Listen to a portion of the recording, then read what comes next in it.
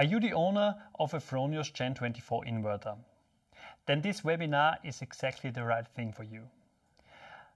In this webinar, I will tell you everything you need to know for a good start with Fronius. First of all, I will explain how you read the LED flashes correctly at the inverter. Secondly, we will take a look at the Solar.web app. Solar.web app is freely available on the App Store and is your monitoring tool for taking a look at your production and the consumption data. Thirdly, we will see what settings you have to do and your installer might not have done. In particular, it might be necessary that you are typing in your energy tariffs. Then we will take a look at the basics of troubleshooting. This is namely two things. First of all, how can you execute an update, and how do you a correct restart of your inverter. And last but not least, we will take a look at the energy and the battery management. There are two different sections when you are connected with the inverter. One is the technician section and the other one is the customer section. Technician section is only available for your installer, but you as a customer, you have this customer area where you can do some settings as well. And we will see what you are able to do. But first of all, let's start with the LEDs on your inverter.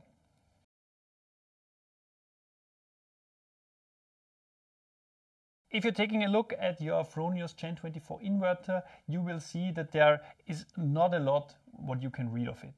You see the fan in the middle that is responsible for cooling. You see here the DC connector, and you see here those LED spots. On the right hand side, this LED, this shows the status of the operation. So in other words, if your inverter is producing energy or not. If it is producing energy, then this light is green. If it is yellow, like it is here, then this means your inverter is in the standby mode. Here, this doesn't come as a surprise. There are no modules connected to this inverter here, and hence the inverter is in standby mode. If this light turns red, then this means that there's an error and your inverter is currently not producing any energy. This might have a reason that there is truly an error that you need to worry of, but in many cases it is not a big problem and can be solved easily. And as I said in the beginning, later on we will see how you can solve most of the error messages. On the right hand side, this is the LED that shows the status of the communication. So in most cases this LED will be blue, and this means that your inverter is connected to the internet. If it is flashing blue, then this means the access point is open and you can connect to the inverter. And same as here, if it is lightning red, then this means there's an error and the inverter is not connected to the internet. You might know it from other devices such as your smartphone or your laptop. Every now and then there are problems with the internet connection, and it doesn't mean necessarily that there is a huge problem if the inverter has lost connection. However, if this happens regularly, then you might need to work on your internet router or your internet connection.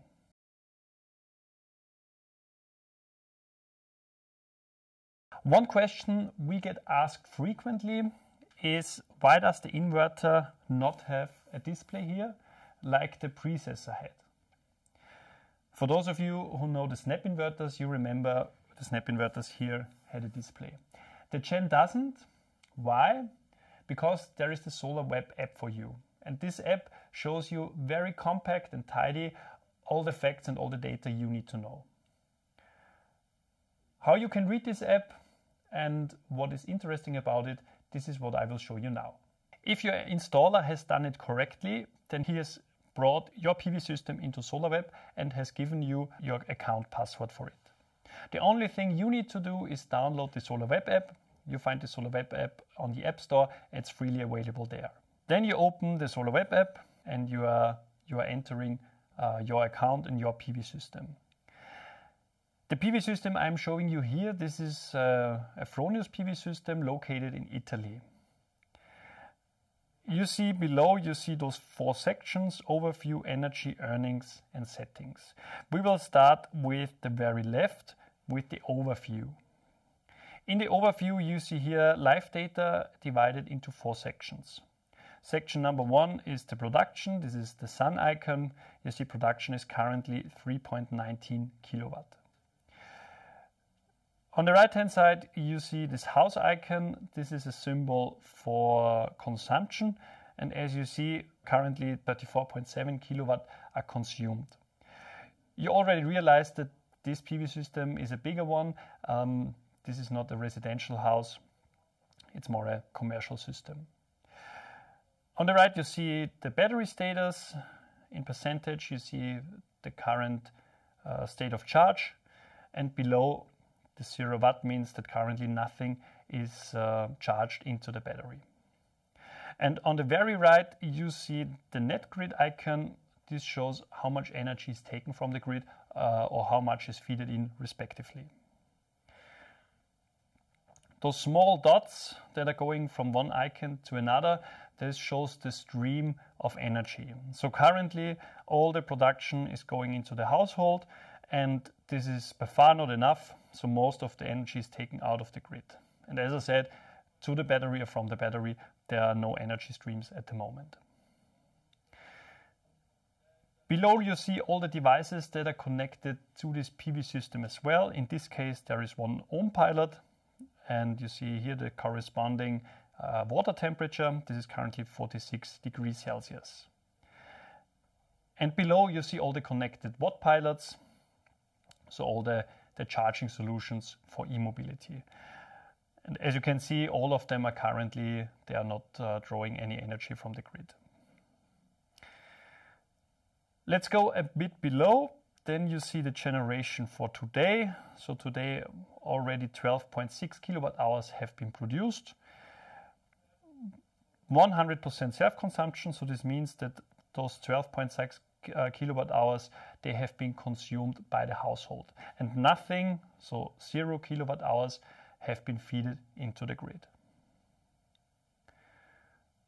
Below of that, you see the consumption. Here, similar numbers. Consumption overall today was 582 kilowatt hours.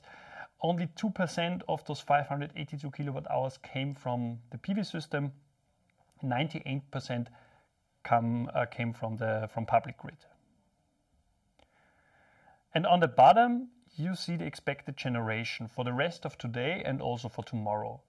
So this forecast is based on some weather modules. So today expected generation is 12.9 kilowatt hours, and for tomorrow it's expected 6.16 kilowatt hours. So as you can see, at the moment it's not really sunny in Italy. Not good weather. We go to the next section, we go to energy. Here you see production and consumption data for day, month, year, and in total. Let's take the 25th of November in 2024. You can see here that consumption is the blue line, production is yellow and orange area combined. Green shows the status of the battery, state of charge, and the temperature of the ohm pilot. This is the red line. If you are taking 2 fingers and you are moving them away from each other, then you can zoom into this graphic. And as you can see here, we had around noon, biggest consumption of around 80 kilowatt and the production of around, 10 kilowatt maybe. So you can click here through day by day.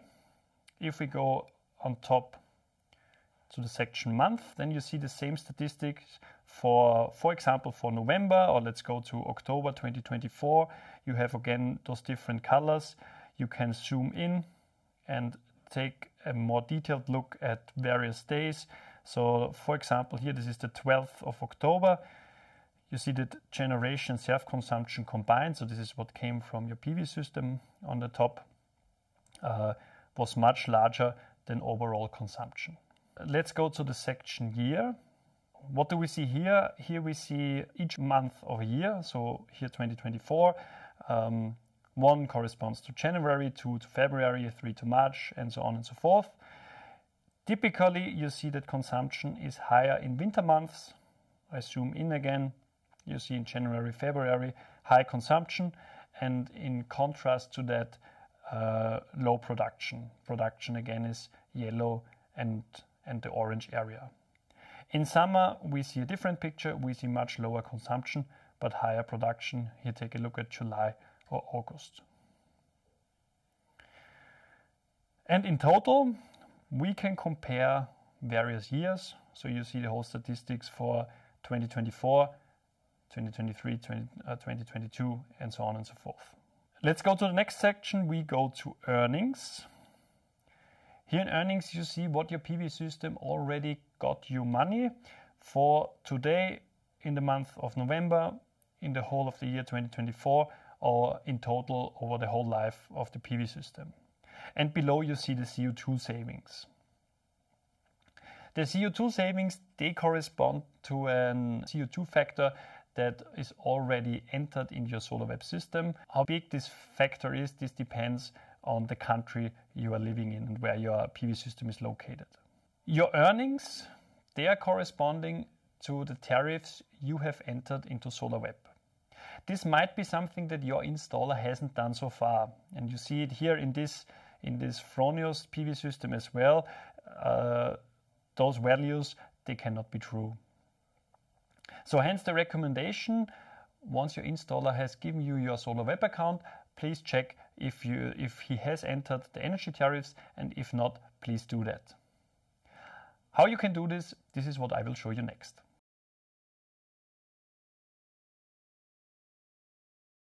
Solarweb is available in two versions. You can either download the Solarweb version, or you can also enter Solarweb in your browser. It is definitely a recommendation to install the Solarweb app, because it's an overview you can get and it's always available on your phone. However, some settings, such as entering energy tariffs, can only be done in the browser version. Hence, I went to Solarweb.com on my laptop, and I will show you here how you can enter the energy tariffs. I again enter into our Italian PV system of Fronius. Then we end up here on this overview, and I click here above on settings. Then I go to tariffs, and there you see three different settings you can do. First of all, feed-in tariff without Fronius smart meter.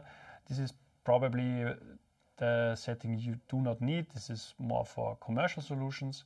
You see here a reference tariff with Fronius smart meter. This is what we will have to enter, and also the feed-in tariff with Fronius smart meter.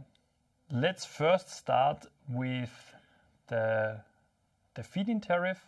You probably have a tariff that is fixed over 1 year, so you can enter here the date from when to when it is valid. Let's say this is the 26th of November 2024 until same date 2025. Then you enter how much you get for feeding in. Let's say this is, I don't know, 0.07 cents. You click on Add Tariff, and if you have, you can also enter a second tariff.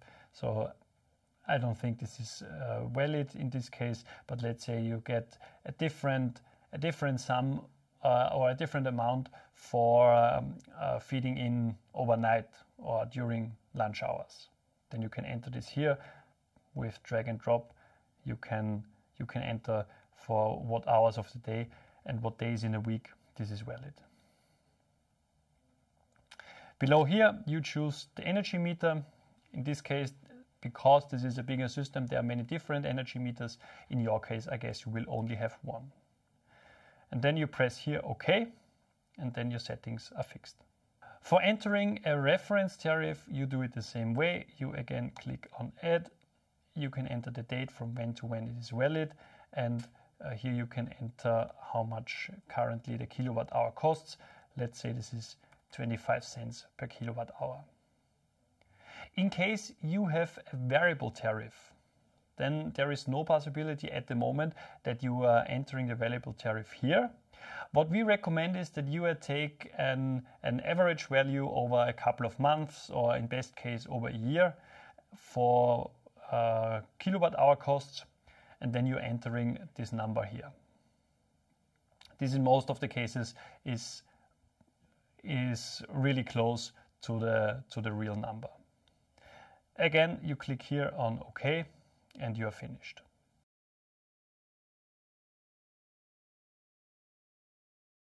In the beginning, I told you that the two LEDs on the inverter, they can light red.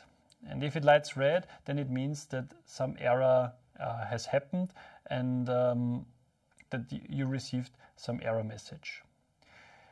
In that case, you do not necessarily need to call your installer. You can try two things first and probably your problem is then fixed. First of all, you can check if you have the latest software, and if not, then install the latest one. How you can do this, I will show you now. For that, you again open Solarweb. We are here on the overview of Solarweb again. You then go to Settings and then you click on Components. And here in Data Sources, you see a list of all your inverters that are in the system. Here on the right, you see the current software version that is installed. And if it is like this, so installed 3.31.1 -7, and you see this green tick on the right hand side, then this means that this is the latest update. So in this case, perfectly well everything, you do not need to do anything. I'm going to a different PV system. We again go to Components, and you see here the data sources, you see the inverters, in this case there's only one, and you see here in the section Update that a newer software update or newer software is available. In case of that, you see this red button appears with Update, and then you just click on it, and then you have installed the latest version of latest software version. If you're lucky, then your problem is already solved. If not, then there is another thing you can try. You can do a restart of your inverter. How you do this? This is already shown in another how-to video you find on our YouTube channel. Please take a look at the video description below. There you find the link to this video.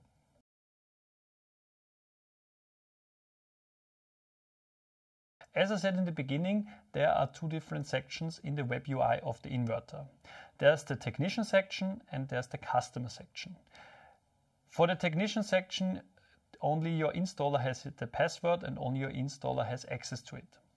You can enter the customer section, and we will now take a look what kind of settings you can do there. In order to connect with your inverter, you need to open the access point. And for that, you are touching the touch sensor in the middle of the two LEDs once. I just do this now.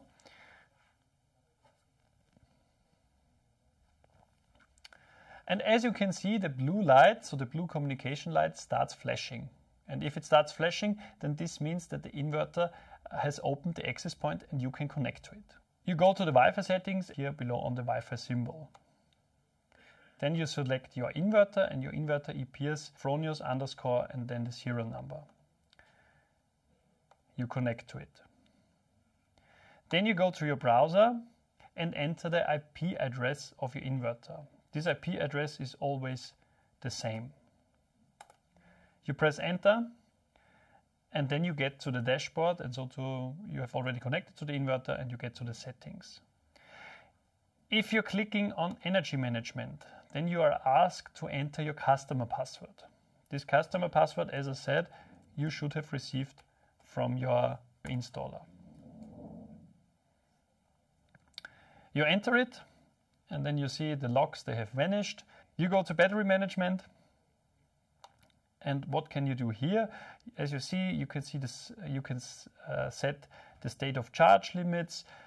So in this case, this means the battery is charged between 5% and 100%. You can enter reserve capacity, so how much capacity should be reserved for a blackout, for an emergency. Below you can also enter time-dependent battery control rules. I press on plus. Let's say you have a variable tariff and overnight you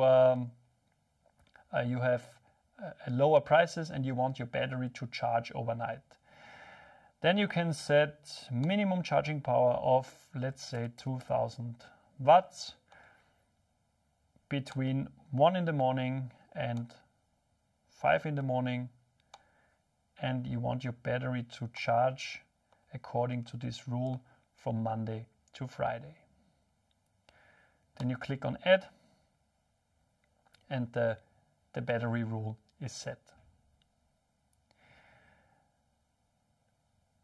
Let's go to load management. You, of course, please, very important, don't forget to press save here. I won't do this here. I just go to load management. What can you do here? You can set priorities, what should happen with your surplus. So right now it is like this. The inverter gets surplus. First of all, the ohm pilot is using the surplus. If the ohm pilot is satisfied, has enough, then the battery gets surplus. If the battery is charged, then load management is happening, and then on fourth place, heat pump. Important to know, this option of heat pump is currently is not available yet. It will be a feature that will come on later. For now, you can ignore this heat pump button. The other ones, the other priorities, you can set per drag and drop, as you can see.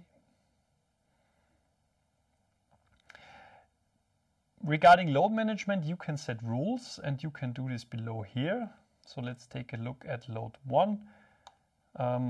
Let's say this load 1 is a pool pump. This is a very good example, and this pool pump is reacting to surplus. You can enter some thresholds, so the pool pump is activated if there is a feed-in of, let's say, 1000 watt, and it is turned off again if there is a consumption of 500 watt. Then you can also set some things for regarding duration. So there is minimum duration per on signal. Once the pool pump is running, it should run at least, let's say, 10 minutes. Maximum duration per day, regardless of surplus or of sunshine, it should run maximum 60 minutes a day.